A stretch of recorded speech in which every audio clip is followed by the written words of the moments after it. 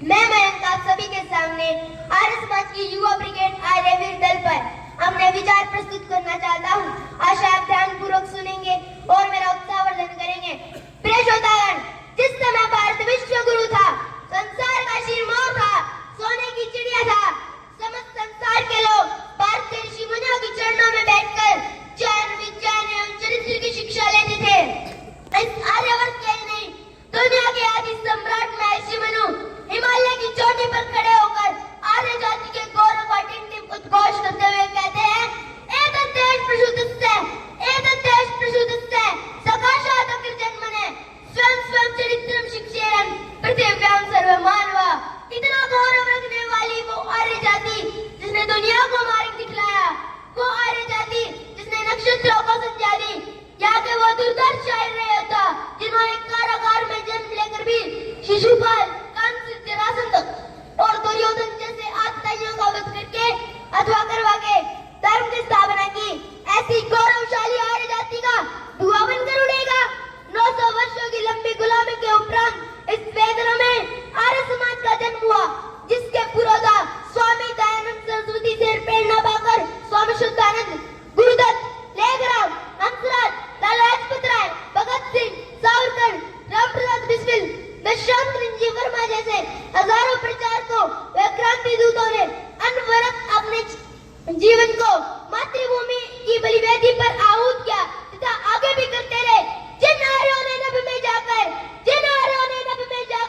नक्षत्रों को दी है संज्ञा, जिन्होंने हिमगिरी का वृक्ष चीरकर भूखों दी पावन गंगा, जिन्हें सागर की छाती पर पाषाणों को तैराया है और वर्तमान की पीड़ा को जिसने इतिहास बनाया है, जिसके आर्यों ने घोष किया कृणवंतो विश्व मारियम का, जिसका गौरव कम कर न सकी रावण की स्वर्ण लंका, जिसके यज्ञों का एक एक हब है 100 पुत्रों का जनक रहा, जिसके अंगन में व्याक्रांत द्रौपदी बरसाता कनक रहा, जिसके पावन बलिष्ठ तन की रचना धन्य दधी जी ने की, राघव ने वन में भटक भटक जिस तन में प्राण प्रतिष्ठा की, जो वरकुंडों में कूद कूद सदियों ने दिया जिसे सत्व, गुरु पुत्रों ने जिसमें चिर बलिदानी बन गया सत्व, मोक्ष शाश्वत वैदिक जीवन क्या स्मरण मात्र रह जाएगा।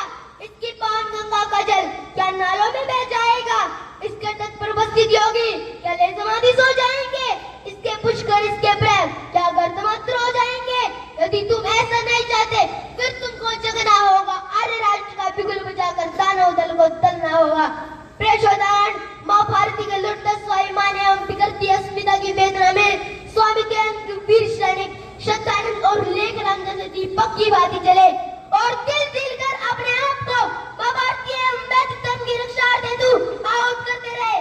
अपने धर्म रक्षक कार्यजनों एवं सन्यासी महापुरुषों की विधर्मियों द्वारा होती निर्मम हत्याओं से समूचा आर्य जगत शोक सागर में डूब गया था, जिसके परिणाम स्वरूप 26 जनवरी 1929 को स्वामी जी के अनन्य शिष्य महात्मा हंसराज और महात्मा नारायण स्वामी जी के नेतृत्व में शास्त्र रक्षा हेतु श्रेष्ठ ओजस्वी चरित्रवान वीरों का संगठन आर्यवीर दल की स्थापना हुई।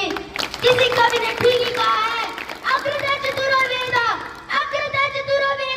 पृष्ठदा शिश्रमनु इदं ब्रह्मं इदं शस्त्रं शापादपि शरादपि शस्त्रेण रक्षिते राष्ट्रे शस्त्र चर्चा प्रवर्तते।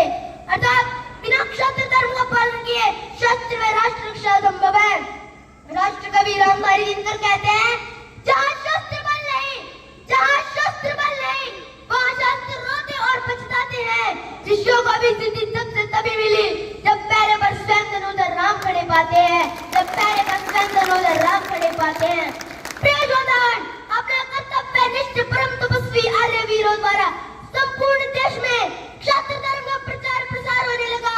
आर्य नेताओं पर होने वाले हमले रुक गए, सिंहों की दहाड़ सुनकर कीर्तन मानों में जा छिपे। तत्पश्चात आर्यों को होने वाले त्योहार, उत्सव, मेले और शोभा यात्रा निर्विघ्न संपन्न होने लगे। इसलिए देश में अहिंसा के पालन से नहीं, अभी शास्त्र धर्म के पालन से शांति स्थापित हुई। प्रिय श्रोतागण, आर्यवीर दल के प्रथम सेनापति ओम प्रकाश त्यागी के शौर्य को कौन भूल सकता है, जिसने उत्तर प्रदेश की प्रथम महिला मुख्यमंत्री सुचेता कृपलानी के पूर्वी बंगाल में धर्मांध गुंडों द्वारा बाल पकड़कर घसीट कर ले जाती हुई के सतीत्व की नहीं, अभी तो अस्तित्व की भी रक्षा की। समर में जय पराजय तो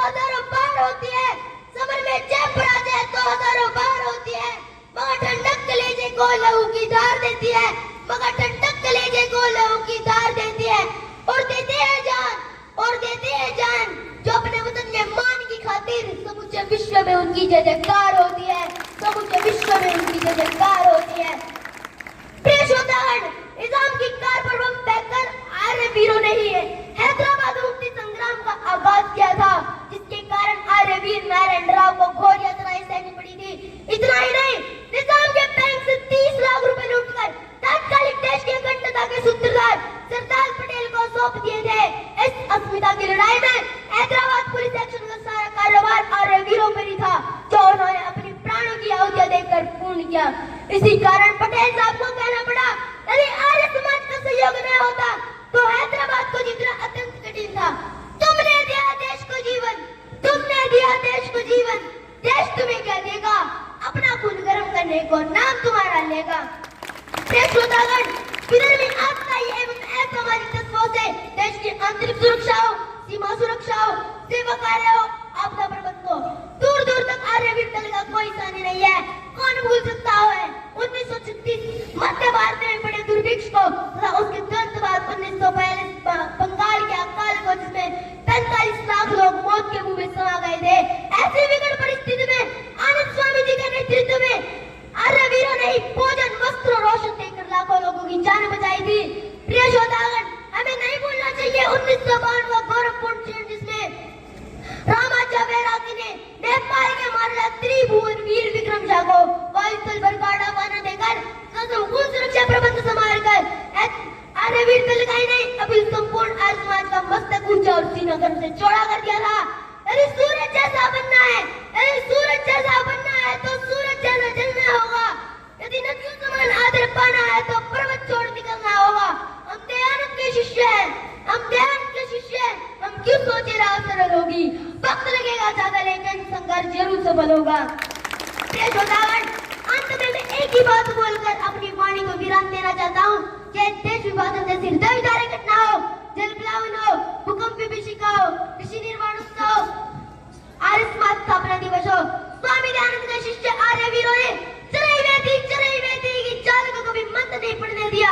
अतः हे वीरों, हमें भी अपने पूर्वजों की भांति मातृभूमि एवं वैदिक धर्म के प्रति एक ही भावना होनी चाहिए।